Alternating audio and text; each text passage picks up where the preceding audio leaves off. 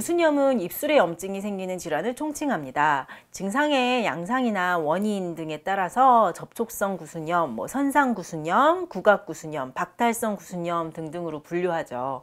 접촉 구순염은 용어 그대로 자극 물질의 감작에 의해서 발생하는데 알레르기가 있는 특정 음식이라든지 립스틱, 화장품, 치약, 보철물 등등에 의해 발생을 합니다.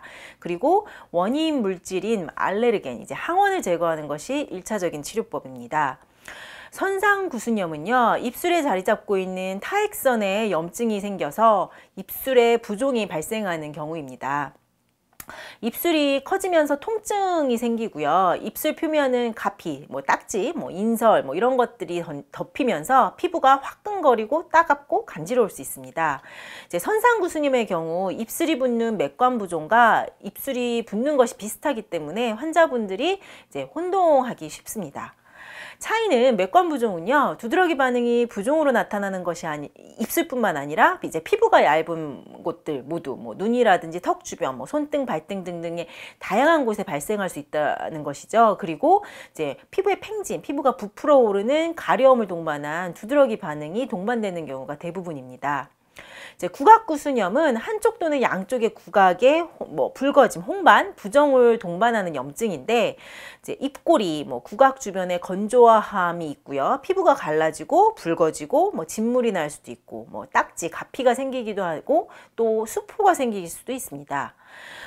구순 구각염의 원인은 여러 가지로 제시가 되지만 세균이나 진균의 감염, 의치 틀리죠. 이런 것들에 의한 자극, 영양 결핍이라든지 면역력의 결핍 등을 꼽습니다.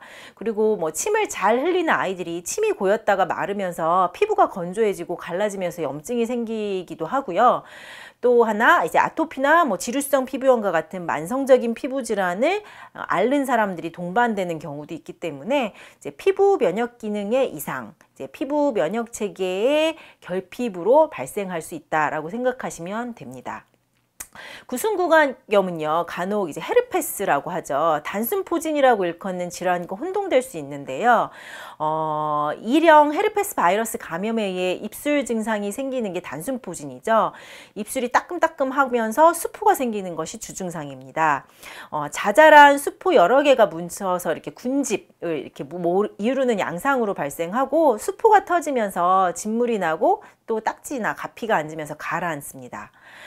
헤르페스 바이러스에 의한 구순포진은 1주에서 2주 내에 수포가 터지면서 딱지가 앉고 떨어지면서 호전이 되는데 처음 바이러스에 감염됐을 때는 피로나 근육통, 가벼운 발열과 같은 전신 증상이 있을 수도 있고요. 바이러스에 한번 감염된 후에는 바이러스가 잠복해 있다가 스트레스를 받거나 피곤하거나 하면 재발할 수 있습니다. 반면 구순구각염은 입술의 건조, 갈라짐, 화끈거림, 간지러움, 따가움 등이 주 증상이고요.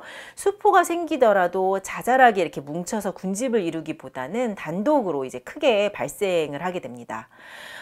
구순포진이 1, 2주 내에 소실이 되고 호전이 되는 것에 반해 구순구각염은 단기간 내에 나을 수도 있지만 만성화되는 경우 장기화되는 것이 특징입니다.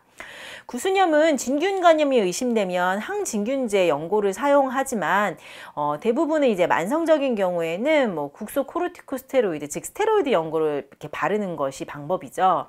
문제는 스테로이드 연고를 장기적으로 사용한 후에 입술 주변에 잦은 감염이 일어난다거나 아니면 입술 주변이 검게 착색이 된다거나 색이 변한다거나 할 수 있습니다.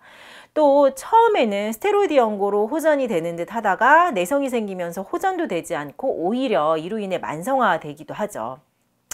구순염 환자들이 아토피와 같은 피부 질환을 동반하는 경우가 종종 있는 것을 본다면 장기화된 구순염이라면 피부 장벽이 튼튼해지고 피부 면역 체계에 이상은 없는지 체크하시는 것이 필요합니다. 헤르페스 바이러스로 인한 구순포진은 비교적 흔한 질환이기 때문에 입술 주변에 보통 수포가 생기거나 딱지가 하면 1차적으로 구순포진은 아닐까라는 것을 염두에 두고 보통 아시클로버와 같은 항바이러스제 연고를 사용을 하죠. 하지만 구순포진은 필요하면 재발하기는 할 수는 있지만 보통은 1, 2주 내에 호전이 됩니다. 그런데 입술의 이런 증상들이 수주 이상 만성적으로 진행이 되면 되면서 증상이 나타난다면 구순포진으로 오진하고 항바이러스제 연고를 사용하지 않도록 해야 합니다. 왜냐하면 만성적인 이런 연고제의 사용은 오히려 2차적으로 다른 피부 질환을 초래할 수도 있기 때문입니다. 구순염, 헤르페스 바이러스에 인한 구순포진은 아닌지 혹은 이제 맥관 부종하고 혼동되지는 않는지 정확하게 진단이 되어야만 하고 그에 따른 치료법이 필요합니다.